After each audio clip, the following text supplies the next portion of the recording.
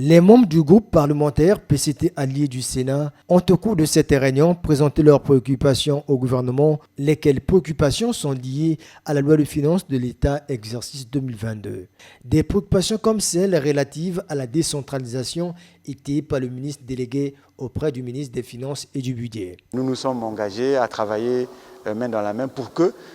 les plus gros efforts soient faits pour apporter des solutions à la décentralisation et donc mieux faire fonctionner les pouvoirs locaux, ce qui est l'engagement du président de la République, qui a décidé, dans le cadre de son programme, que le pouvoir soit exercé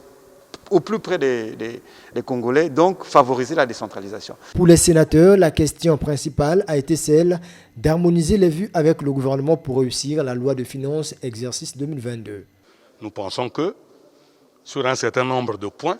avant que le budget ne soit présenté au vote, que nous échangions avec le gouvernement pour nous mettre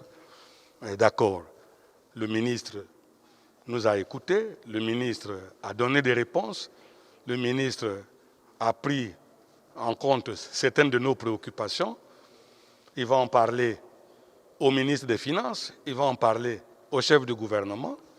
et ils feront la synthèse en tenant compte à la fois de ce qu'il y a comme